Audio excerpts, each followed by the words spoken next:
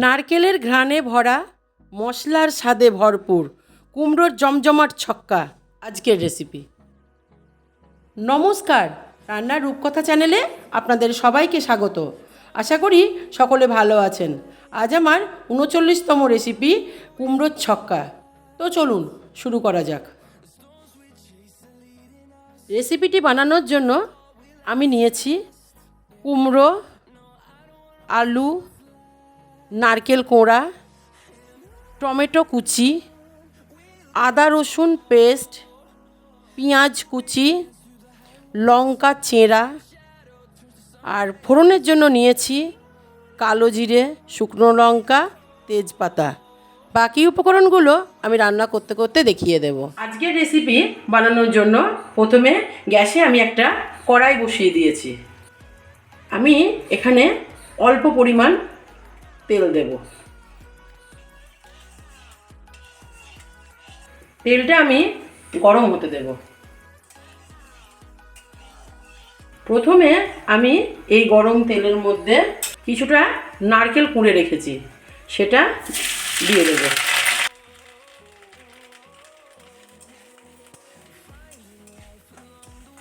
দেখুন নারকেলটা আমার ভাজা ভাজা হয়ে গেছে। এবার আমি নারকেলটা তুলে নেব। এবার আমি এই কড়াইয়ে আরেকটু পরিমাণ তেল দিয়ে দেবো। এই গরম তেলের মধ্যেই আমি আলুগুলো দিয়ে দেবো। এই রেসিপিতে আলুগুলোকে একটু ভালো করেই ভেজে নিতে হবে, কারণ এই রেসিপিতে ভাজাগুলোই হচ্ছে আসল। ভালো করে ভাজা হলে তবে কিন্তু রেসিপিটা সুস্বাদু হয়। এরপরে কিন্তু বেশি সময় লাগে না, এই ভাজতেই যেটুকু সময়। দেখুন আলুগুলো আমার ভাজা হয়ে গেছে। এইরকম ভাজাতেই আমি তুলে নেব। এখন আমি কুমড়োগুলো ভাজার জন্য ওই তেলের মধ্যেই আর একটু তেল নিয়ে নেব।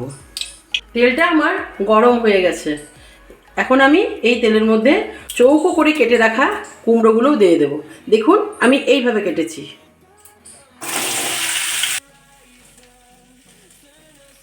এই তরকারিটা করবার জন্য কুমড়োগুলো একটু চারকোনা করে কাটবেন, আর আলুগুলোকেও একটু চারকোনা করেই কাটবেন। দেখুন আমি ঠিক এইভাবেই কেটে নিয়েছি। কুমড়োগুলোকে আমি ঠিক একইভাবে আলুর মতো করেই ভেজে নেব। কুমড়োগুলো যখন ভাজবেন গ্যাসের ফ্লেমটা মিডিয়াম টু হাই রেখে ভাজবেন। এবার আমি ওই তেলের মধ্যে দুটো তেজপাতা, শুকনো লঙ্কা ও কালো জিরে ফোড়ন দেব। আপনারা এখানে কালো জিরে ফোড়নটা দেওয়ারই চেষ্টা করবেন। এবার আমি একটু কেটে রাখা পেঁয়াজ দিয়ে দেবো। পেঁয়াজগুলো দেখুন আমার ভাজা হয়ে গেছে। এর থেকে বেশি কিন্তু আমি পেঁয়াজগুলো ভাজবো না। এখন আমি এই পেঁয়াজের মধ্যে কয়েকটা চিড়ে রাখা কাঁচা লঙ্কা, টমেটো দিয়ে দেবো। এখানে আমি একটু আদা ও রসুন পেস্ট করে রেখেছি, সেটা দিয়ে দেবো। এখন আমি ওই মশলার মধ্যে লবণ, লঙ্কা, হলুদ, ধনে গুঁড়ো ও জিরে গুঁড়ো দিয়ে দেব। ধনে গুঁড়ো ও জিরে গুঁড়োটা খুব বেশি দেবার দরকার নেই, একটুখানি দিলেই হবে। এই তরকারিটা নিরামিষও খুব ভালো হয়, সেক্ষেত্রে আপনারা পেঁয়াজ ও রসুনটা বাদ দিয়ে দেবেন। দেখুন মশলাটা আমার কষানো হয়ে গেছে। এবারে আমি এটার মধ্যে ভেজে রাখা কুমড়ো ও আলুগুলো দিয়ে দেবো।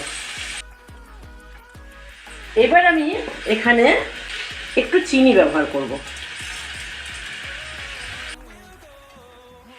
এখন আমি এর মধ্যে অল্প করে জল ব্যবহার করব।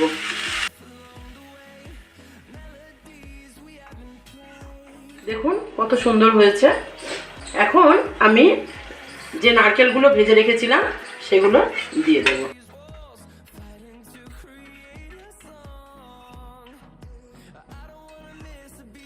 দেখুন তরকারিটা আমার প্রায় হয়ে এসছে।